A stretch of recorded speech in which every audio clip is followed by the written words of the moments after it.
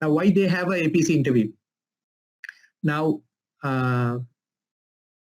they especially for the Part III, they will check the management competency. That is the Part III is for the team leaders, commercial awareness and contractual and legal understanding, communication skills and the ability to maintain professional relationships, a commitment to professional standards. Okay, they will check them, professional judgment and responsibility.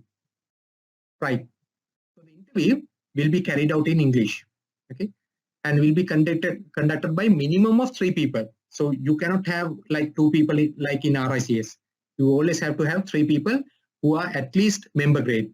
Okay, so corporate members, and they should have at least 3 years of post member grade experience. And there should not be any conflict of interest. Like RICS, again AIQS will ask from the assessors whether they have any conflict of interest with the candidates with the list. Yeah, the applicant to prove to the panel they have achieved all requirements. So applicant has to do this, have sufficient practical experience, understanding their obligation as a member, and they should adhere into the AIQS code of conduct. Now, this is very important. If you go to the AIQS, again, you can download help sheets for the AIQS code of conduct, complaint procedure, and then fee scale. Those kind of ethics related help sheets are readily available in AIQS website. Okay, and then during the interview, the applicant should be expected to discuss, answers questions on their demonstrated work experience. Okay, be able to discuss, answers questions on the competencies relevant to the membership grade being applied for, demonstrate knowledge on the AIQS code of conduct, be able to clearly articulate the advantages of engaging a professional quantity survey. Okay, so this is again mentioned in the Part A guide. So AIQS is having a number of categories. Student, it's like if you are a student of a quantity survey degree, you can get this one, and this is like a temporary membership. Then you can be an affiliate member, which we discussed. There are 2 pathways. Then you can be a member. There are 3 pathways, or you can be a fellow member later. That is, if you have become a member, then after 10 years you can apply for fellow member. Then honorary member grades are there. Yeah. Right. Now this is the checklist for your application. Now your application should be less than 25 pages. That is what they are saying. So you should have a completed application form. I will show you a sample now. You should have certified copy of degree or diploma qualifications, certified copy of all professional association memberships, nomination section. You remember that there are nominations you need to get. So nomination section should be satisfied, signed by the people whoever required that. Payment of the application fee, completion of the AIQS code of conduct topic. Now again, like RICS, you have to do this online and get that certificate, okay, through the AIQS Academy. And then reference letters from the supervisors or employers where required, a detailed CV.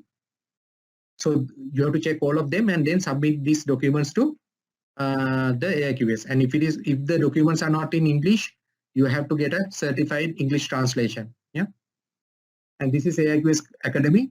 If you type in the web, you can find this. And code of conduct is like $75. So you have to. It's like 2 hours training, and they will give you an assessment and give a certificate as well. Yeah. So if you go to the AIQS Academy, there are thousands of courses there which you can pay and get. Yeah. So the final interview. So the final interview is the opportunity for the candidate to demonstrate their competence, and questions will be clear and concise and not open to misinterpretation. And knowledge chairman will make sure that this is common to RICS as well.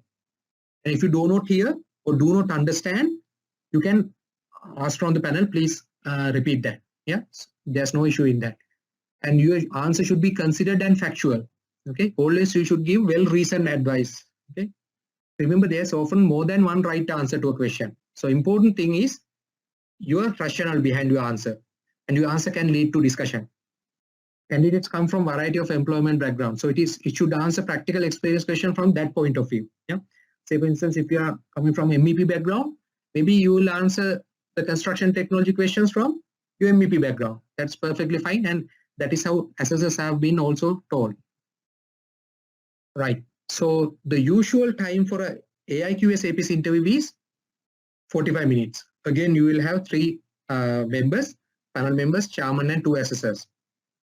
So in the first 5 minutes, like RICS, the chairman will give an introduction and to the process as well as to the assessors, and he will use this time to kind of like icebreaker, and then candidate will give an explanation and on kind of a presentation on his education experience for the next 10 minutes, and panel will start question on the 2 core competencies and 8 basic skills within the next 15 minutes. Yeah.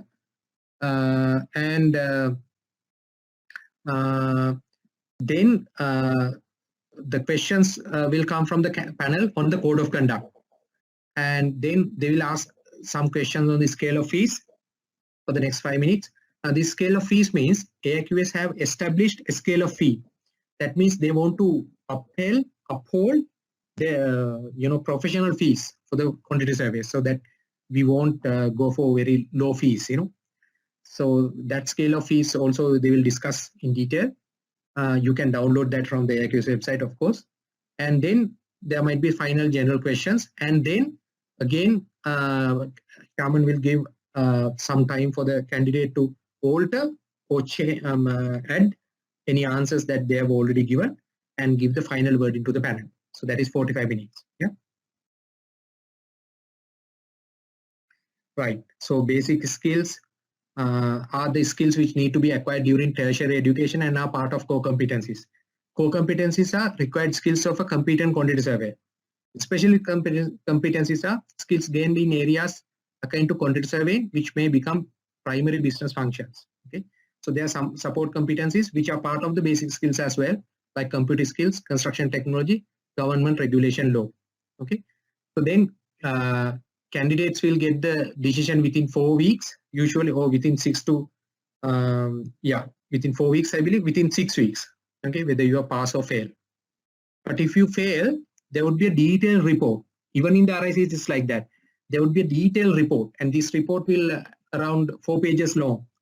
Will give you where you were lagging and what are the problems you made.